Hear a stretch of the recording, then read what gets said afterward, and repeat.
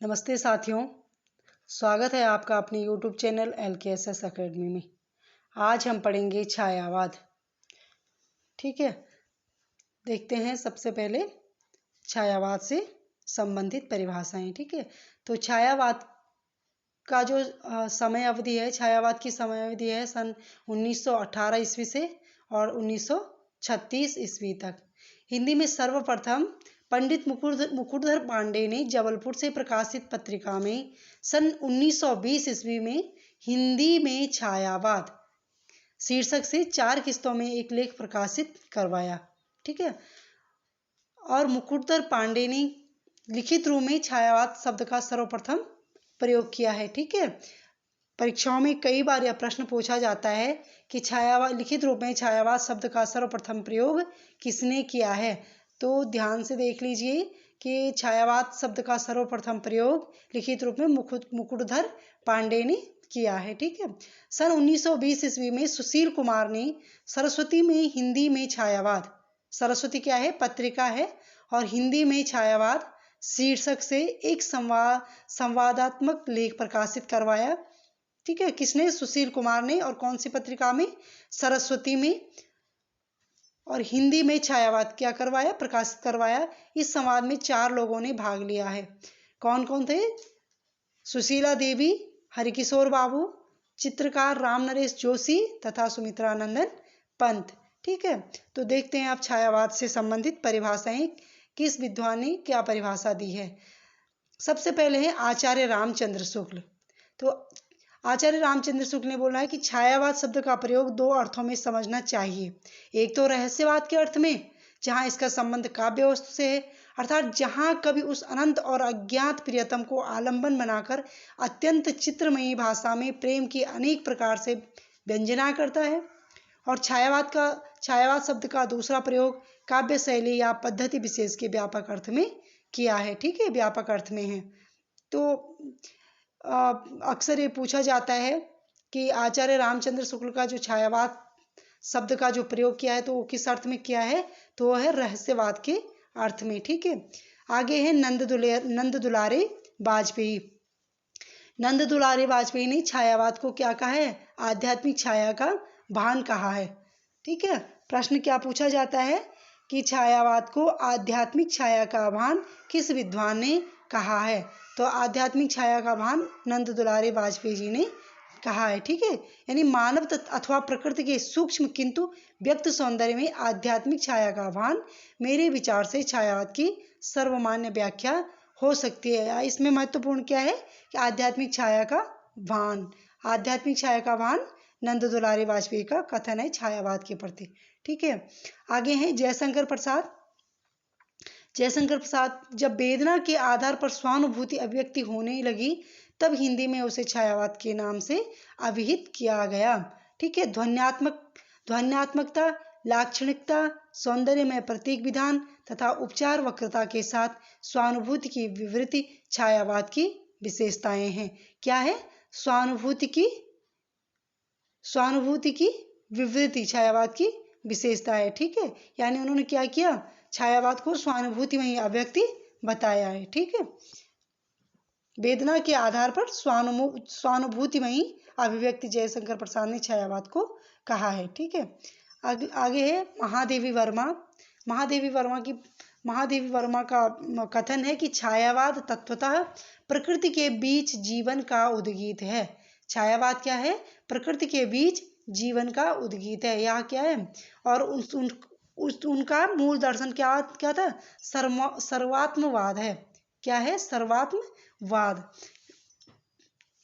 परीक्षा में प्रश्न क्या बनता है कि प्रकृति के बीच, छायावाद को प्रकृति के बीच जीवन का उद्गीत किसने बताया है, तो छायावाद को प्रकृति के बीच जीवन का उद्गीत महादेवी वर्मा ने बताया है। ठीक है, आगे हैं डॉक्टर नगेंद्र। डॉक्टर नगेंद्र ने छायावाद को स्थूल के प्रति सूक्ष्म का विद्रोह बताया है। यह प्रश्न बहुत बार परीक्षाओं में आता है या बहुत बार आ चुका है कि छायावाद स्थूल के प्रति सूक्ष्म का विद्रोह है। क्या है? छायावाद स्थूल के प्रति सूक्ष्म का विद्रोह है। यह कथन किसका है, तो यह कथन डॉक्टर नगेंद्र का है। ठीक, आगे हैं डॉक्टर रामविलास शर्मा। अब उन्होंने क्या कहा कि छायावाद स्थूल के प्रति सूक्ष्म का विद्रोह नहीं रहा, वरन थोथी नैतिकता, रूढ़िवाद और सामंती साम्राज्यवादी बंधनों के प्रति विद्रोह रहा है, परंतु यह विद्रोह मध्य वर्ग के तत्वाधान से हुआ था, इसलिए उसके साथ मध्य वर्गीय असंगति, पराजय और पलायन की भावना भी जुड़ी हुई है। तो इसमें मुख्य क्या है कि छायावाद के स्थूल के प्रति सूक्ष्म का विद्रोह नहीं रहा, वरन थोथी नैतिकता और रूढ़िवाद और सामंतवादी साम्राज्यवाद। ठीक है, ये है डॉक्टर रामविलास शर्मा का कथन। आगे है डॉक्टर नामवर सिंह ने क्या बताया कि छायावाद उस राष्ट्रीय जागरण की अभिव्यक्ति है जो एक ओर पुरानी रूढ़ियों से मुक्ति चाहता है और दूसरी ओर विदेशी पराधीनता से।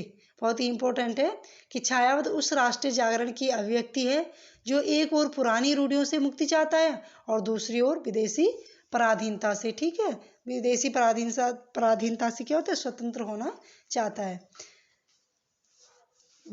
आगे हैं डॉक्टर रामस्वरूप चतुर्वेदी।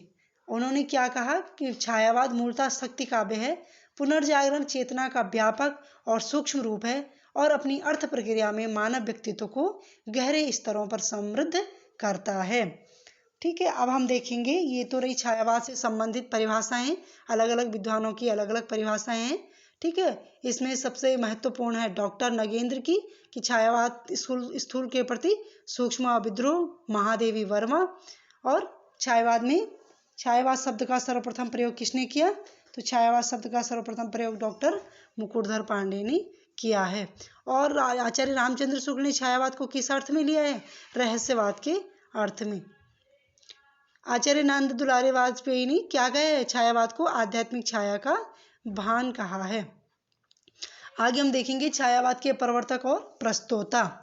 तो आचार्य रामचंद्र शुक्ल ने छायावाद का प्रवर्तक किसे माना है, मैथिली शरण गुप्त और मुकुटधर पांडे को इन्होंने माना है। ठीक है, मैथिली शरण गुप्त और मुकुटधर पांडे को आचार्य रामचंद्र शुक्ल ने छायावाद का प्रवर्तक माना है।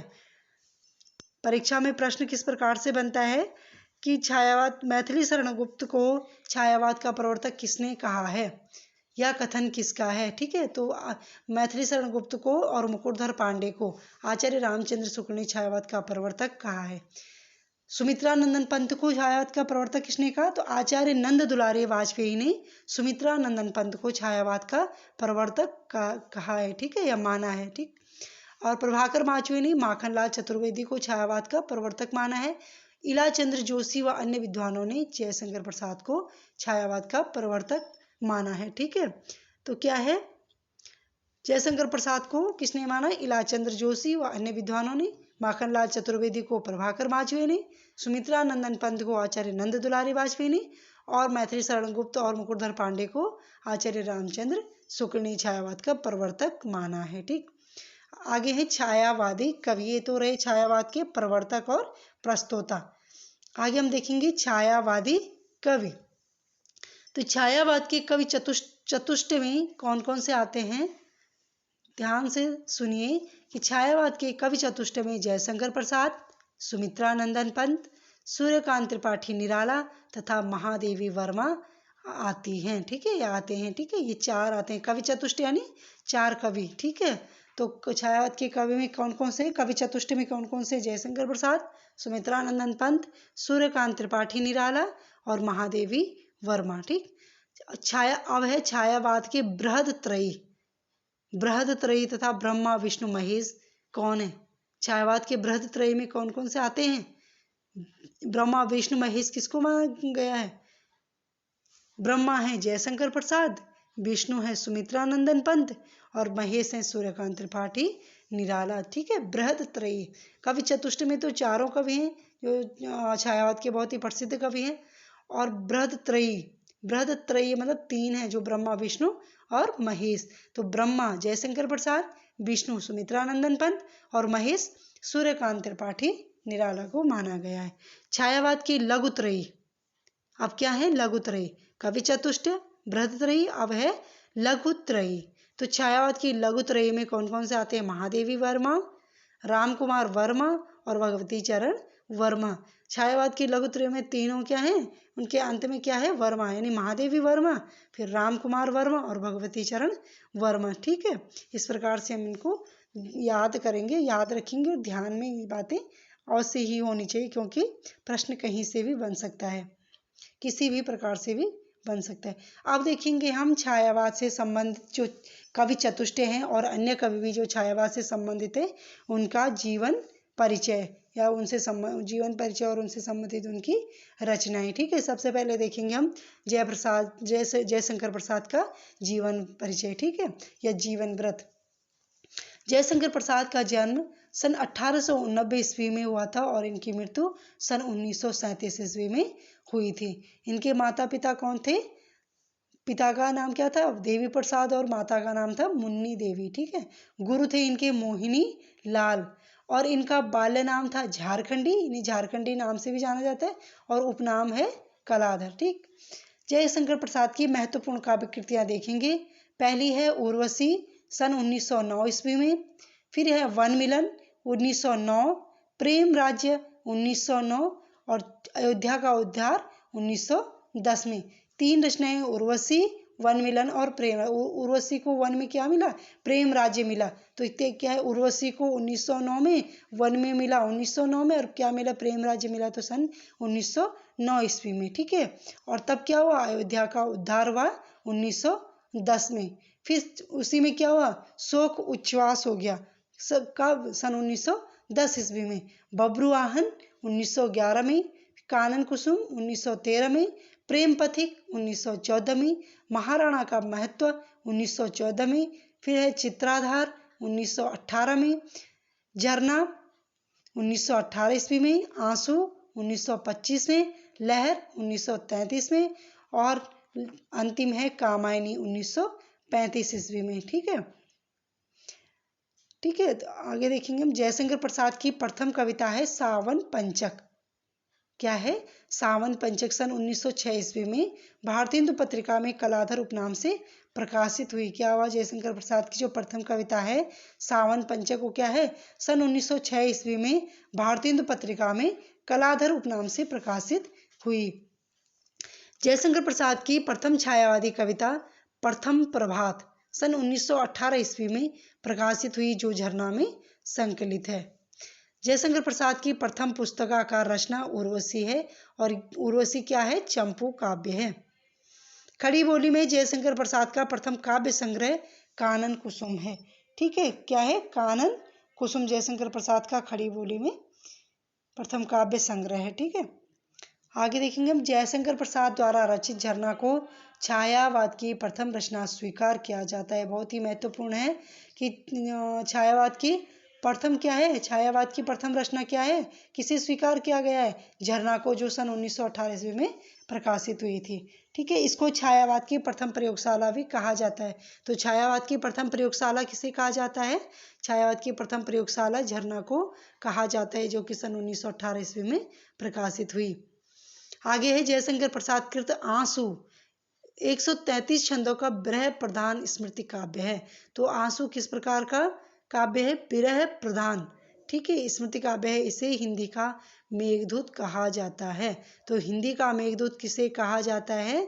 आंसू को। ठीक है, यह कितने छंदों का विरह प्रधान स्मृति काव्य है? तो 133 छंदों का विरह प्रधान स्मृति काव्य है। जयशंकर प्रसाद कृत चित्राधार में इनकी ब्रज में रचित कविताएं संकलित है। ब्रज में रचित कविताएं किसमें है? चित्राधार में। ठीक है, प्रसाद कृत प्रेम पथिक प्रथमतः ब्रज भाषा में सन 1909 में लिखा गया था, जिसका इन्होंने खड़ी बोली में अनुवाद सन 1914 ईस्वी में किया। सबसे पहले प्रेम पथिक किस भाषा में लिखा गया? ब्रज भाषा में। ठीक है, और उसके बाद इसका अनुवाद खड़ी बोली में किया गया सन 1914 ईस्वी में। ठीक, अब है जयशंकर प्रसाद कृत कामायनी महाकाव्य का संक्षिप्त विवरण। ठीक है, जयशंकर प्रसाद का जो कामायनी महाकाव्य है, इससे संबंधित प्रश्न हर परीक्षा में पूछा जाता है। ये पूछेंगे कि कामायनी महाकाव्य में कितने सर्ग हैं। ठीक है, उसका प्रथम सर्ग कौन सा है, अंतिम सर्ग कौन सा है। ठीक है, तो इस प्रकार से तो देखेंगे जयशंकर प्रसाद कृत कामायनी में 15 सर्ग हैं। इसका अंगिरस है जो शांत है, और शांत रस का क्या होता है? स्थायी भाव निर्वेद होता है। तो क्या है, अंगिरस क्या है, शांत रस है। दर्शन है समरसतावाद या आनंदवाद। मुख्य पात्र हैं इसमें कौन, मनु, श्रद्धा, इड़ा और कुमार। ठीक है, कई बार ये भी पूछा जाता है कि मनु किसका प्रतीक है, श्रद्धा किसका प्रतीक है। ठीक है, इस प्रकार से। और मुख्य छंद है तोटक छंद इसमें है। ठीक है, अब देखेंगे कामायनी के सर्ग कि प्रथम सर्ग और अंतिम सर्ग। ठीक है, कामायनी के सर्ग 15 सर्ग हैं इसमें। पहला है चिंता, दूसरा है आशा, तीसरा है श्रद्धा, चौथा है काम, पांचवा है वासना, छठवां है लज्जा, सातवां है कर्म, आठवां है ईर्ष्या, नौवां है ईड़ा और 10वां है स्वप्न, 11वां है संघर्ष, 12वां है निर्वेद, 13वां है दर्शन, 14वां है रहस्य और 15वां है आनंद। इस प्रकार से कामायनी के जो 15 सर्ग हैं मैंने आपको समझाई। सबसे पहला सर्ग क्या है, चिंता, और सबसे अंतिम सर्ग क्या है, आनंद। ठीक है, सबसे पहले चिंता होती है और बाद में क्या होता है, आनंद होता है। ठीक है, अब देखेंगे प्रतीक और पात्र। ठीक है, जो मुख्य 4 पात्र हैं वो किस किस के प्रतीक हैं। देखेंगे मनु, मन का प्रतीक है। ठीक है, मन का प्रतीक कौन है, मनु। और हृदय का प्रतीक है श्रद्धा, यानी श्रद्धा हृदय की, मनु मन का प्रतीक है, श्रद्धा हृदय की प्रतीक है, इड़ा बुद्धि का प्रतीक है और कुमार मानव का प्रतीक है। ये हैं कामायनी के 4 मुख्य पात्र और ये इनसे संबंधित की। ठीक है, इनसे संबंधित जो प्रतीक है कि मनु मन का प्रतीक, श्रद्धा हृदय, ईड़ा बुद्धि और कुमार मानव। आचार्य शांति प्रिय द्विवेदी ने कामायनी को छायावाद का उपनिषद कहा है। तो छायावाद का उपनिषद किसे कहा गया है, तो छायावाद का उपनिषद कामायनी को कहा गया है। और किसने कहा है, तो आचार्य शांति प्रिय द्विवेदी जी ने कामायनी को छायावाद का उपनिषद कहा है। जयशंकर प्रसाद को प्रेम और सौंदर्य का कवि माना जाता है। ठीक है, तो आज के लिए इतना ही साथियों। अगली वीडियो में मैं छायावाद से संबंधित अन्य कवि जैसे सूर्यकांत त्रिपाठी, निराला, महादेवी वर्मा, ठीक है, ये इनसे संबंधित क्या वीडियो लेकर आऊँगी। ठीक है, तब तक के लिए धन्यवाद।